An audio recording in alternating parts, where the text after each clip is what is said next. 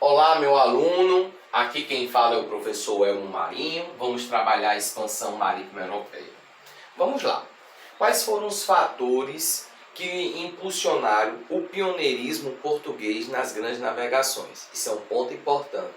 Como também vamos falar das navegações espanholas, do Tratado de Tordesilhas, como das consequências das grandes navegações. Vamos por etapas.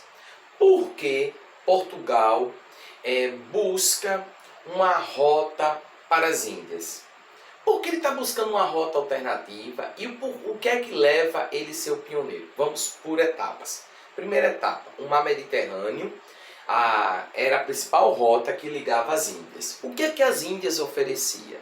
O que nós entendemos de especiarias, que são condimentos, são ervas que conservam os alimentos, que dá gosto. Também inclui nelas o próprio perfume, o próprio tecido de seda, diamantes, etc. Sem falar das especiarias que tanto utilizamos hoje na nossa culinária, como canela, cravo, gengibre, noz moscada e etc. Certo? Por que não navegar pelo mar Mediterrâneo em Portugal? Porque era controlado pelas cidades italianas. E também, depois da queda de Constantinopla, ficou mais barra pesada ainda os portugueses navegarem pelo mar Mediterrâneo.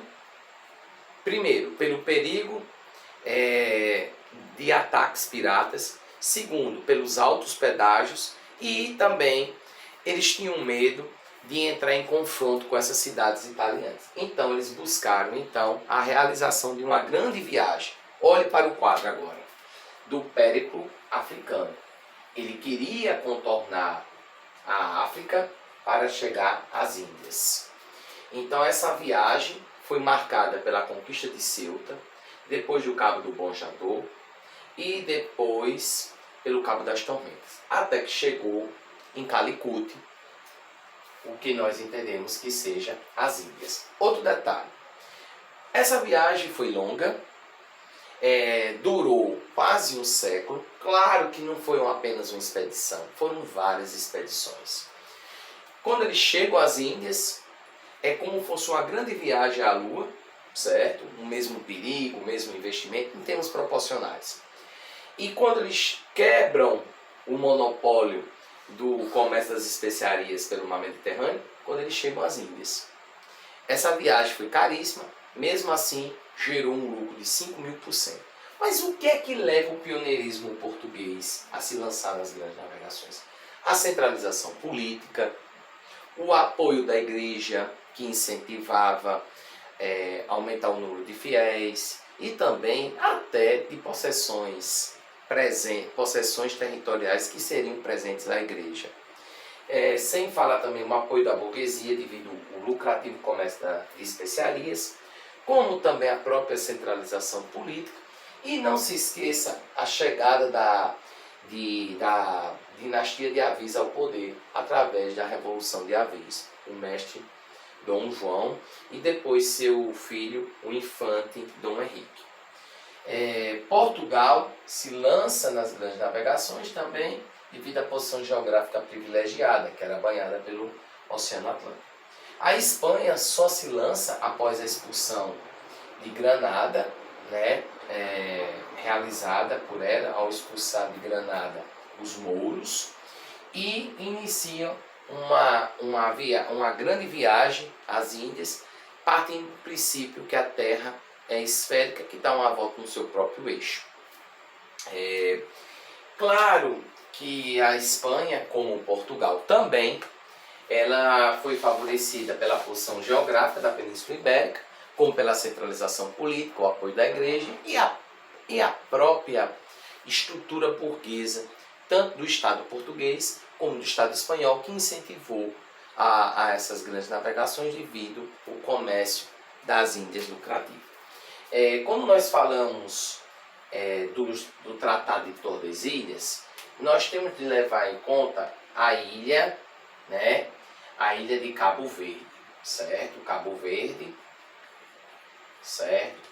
A partir da ilha de Cabo Verde, iria tracejar um meridiano com 370 léguas, e em seguida um paralelo, e tudo que tivesse a leste iria pertencer a Portugal, e tudo a oeste a Espanha. Desse jeito, pegariam uma parte do Brasil, que nós entendemos que vai do Maranhão, mais ou menos até Santa Catarina.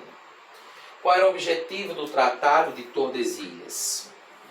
Que foi organizado pela Igreja, que foi assinado entre as duas grandes potências ibéricas católicas, Portugal e Espanha, dividir o mundo entre Portugal e Espanha, garantindo assim o que? A divisão do mundo entre duas nações católicas, garantindo a expansão do catolicismo e impedindo o avanço do próprio Islã.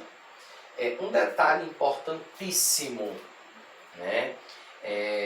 As grandes navegações foram motivadas pelo intenso e lucrativo comércio das Índias e acaba dominando um novo continente, tanto Portugal como Espanha, e trazendo então a presença católica e ibérica no Novo Mundo. As consequências das grandes navegações foi o genocídio, a morte de milhões de nativos americanos, segundo Frei Bartolomeu de las Casas, desculpe a pronúncia.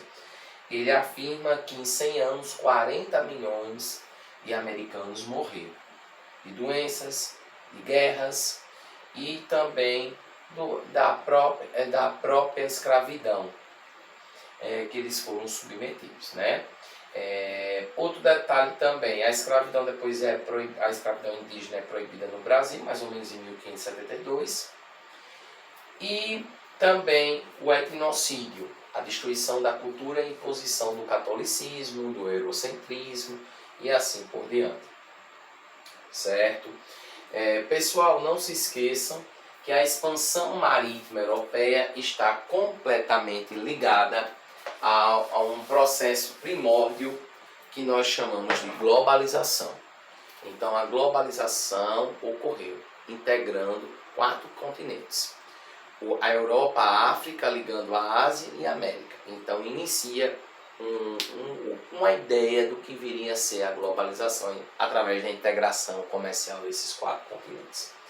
E a última consequência, né, que nós não podemos esquecer, que as grandes navegações levam para a Europa um aumento do custo de vida e a famosa revolução dos preços. Por quê? Porque com a entrada na Europa de muita prata e de muito ouro, houve uma inflação sobre o valor das mercadorias. O último detalhe a chamar a atenção desse processo também é o papel da Igreja incentivadora. Incentivadora em que sentido, professor Elmo?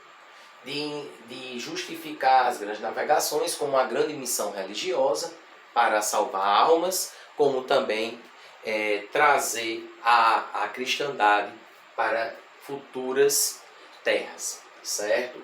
E